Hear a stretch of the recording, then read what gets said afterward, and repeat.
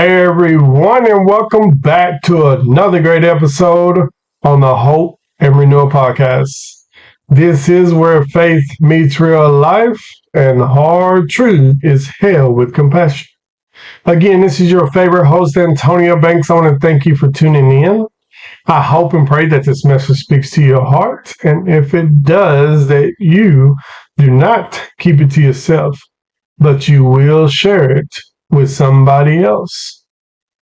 Tonight, this is my first time doing a live video, so bear with me. But I do want to talk to all of you who are tuning in about something that is real, something that is honest, something that might make some people feel uncomfortable. But it needs to be said. And this episode is called The World Owes Us Nothing. And see, as a biracial person, I've heard a lot of jokes. I've heard a lot of things people say in my life. They say something like this: you're not really black. You're whiter than black. And the thing is, people say that because I don't choose a side.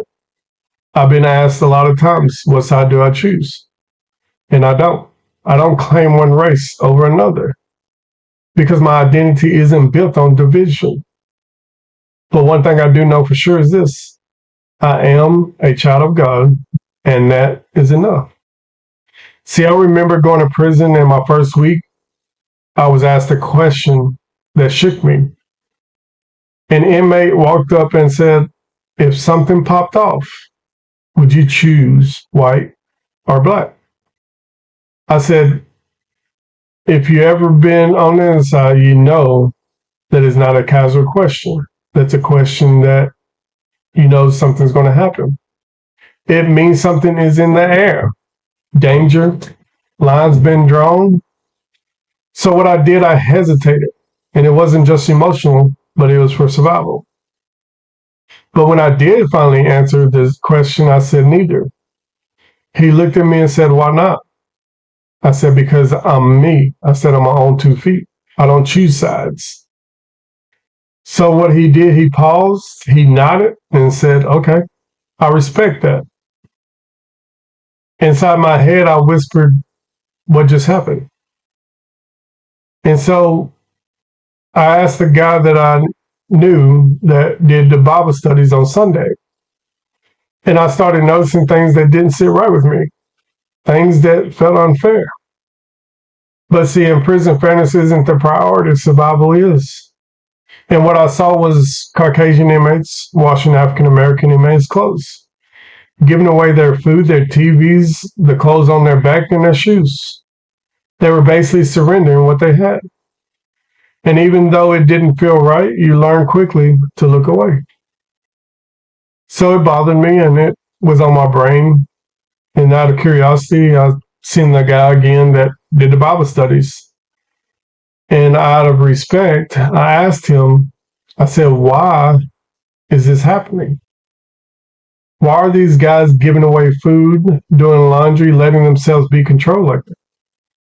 And what he said blew my mind. And he said this: because this is their way of getting back. I got confused. I said, what do you mean? He said, when I hit the compound, they explained something to me. I said, what'd they explain?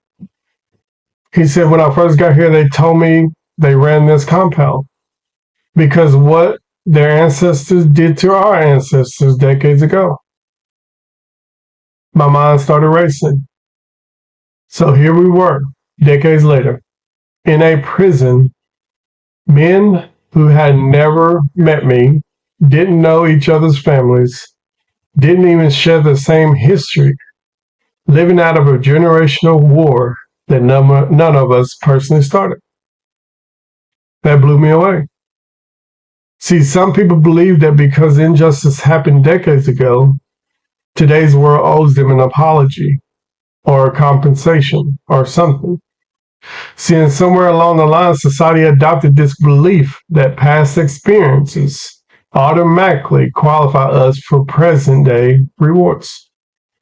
But I want to be honest, because this is what we do on the Hope and Renewal podcast. The world does not owe you nor me or anyone else or anything. See, life does not operate on reimbursements. It definitely doesn't issue emotional refunds. And let me be real for a moment because that's who I am. I don't sugarcoat. I didn't make this podcast to water things down. I didn't even speak for comfort. I speak for clarity. See, I've seen people cling to the past like it's a lifetime membership card to pity, sympathy, or entitlement. People who get stuck, not because they're healing, but because they've made identity out of the pain. So when people out of pain becomes a home instead of a stepping stone, growth stops, progress stops, life will stop. And what I saw in prison, it didn't stay in prison. You see it in the real world, in the way people just look at you or each other, the tension behind forced smiles, the sarcastic jokes, the way conversations shift when certain people walk into the room. And I understand, yes, racial slurs are still alive. Old anger is still alive. Old pain is still alive. See, the thing is, people holding tight to pain that didn't even start with them. And if we're being honest, oppression is not limited to one person or one race. And yes, African Americans were oppressed, and that's history is deep. It's painful, but it's generational. But they were not the only ones. Caucasian, African American, Jewish, Asians, indigenous, all was enslaved. See, history is filled with suffering. It's filled with suffering across the nations, across cultures, across time. Pain does not belong to one race. Evil is not limited to one person. See, it goes all the way back to the biblical days. And here's the most part people forget. It didn't begin in America. This didn't start in 1619. It did not start with one skin color. It goes all the way back to the Bible. It was before ships. It was before chains. It was before plantations and before empires. See, there was Pharaoh. There was Egypt. There was even Israel crying out under forced labor. Even Joseph's brothers sold him into slavery. Daniel was taken captive by Babylon. The early church was persecuted by Rome. And Jesus himself was born into an oppressed person. Oppression has existed since the beginning of time. And the real enemy is never and has never been one race. It's hatred, it's division, it's ignorance, it's resentment, it's brokenness. And so I want to be clear. Again, the world owes you nothing. So stop waiting for apologies from people who didn't do what hurt you. Stop waiting on fairness from a world that is not fair. Stop waiting for others to treat you right when they don't even treat themselves right. So if you keep waiting, you will stay stuck. You will stay frustrated. You will be disappointed. The thing is, God raised Moses. God shut the mouth of lions. God tore down kingdoms. God set captives free. The same God who broke chains then still breaks chains now. But we're over here waiting on closure from people who don't even know we're waiting, hoping for apologies people can't give, expecting the world to feel or fix something that only God can heal. See, your freedom starts when your expectation stops. Let go of waiting. Let go of wishing. Let go of thinking someone else must make your life whole. See, you don't need their apologies to grow. You don't need their approval to heal. You don't need the world to hand you what God already placed in you. And see, the thing is, let go of waiting on the world to make it right. Let go of expecting others to hand you what only God can build inside you. You don't need anybody's apology to grow, heal, or move forward. See, your future is not tied to someone else's guilt.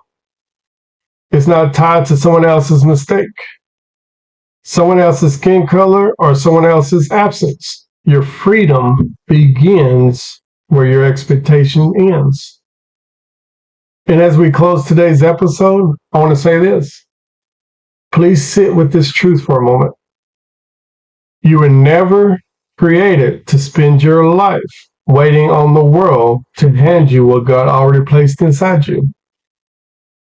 You weren't designed to stay stuck in old stories, old hurts, or old expectations that were never yours to carry. Yeah, the world might never apologize. The world might not never acknowledge your pain. The world might not make things fair. And the world might not never give you closure for the things it broke. But I want you to hear me out. God will. God knows the battles you survived in silence. He knows the tears you never admitted to, the question you never spoke out loud, the disappointments you kept hidden in your heart. And as He has never expected, He sees all of it. So what I want you to do when we close with this, remember, the world owes us nothing, but God has already given us everything we need. Until next time, keep walking, keep healing, keep believing. And what to expect or unpaid debt, I want to ask you this question.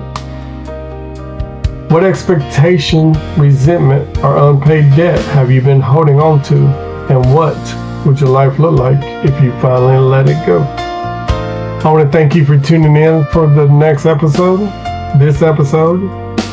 I hope and pray that this message spoke to your heart and speak to your heart. And if it does, please share it. Go comment.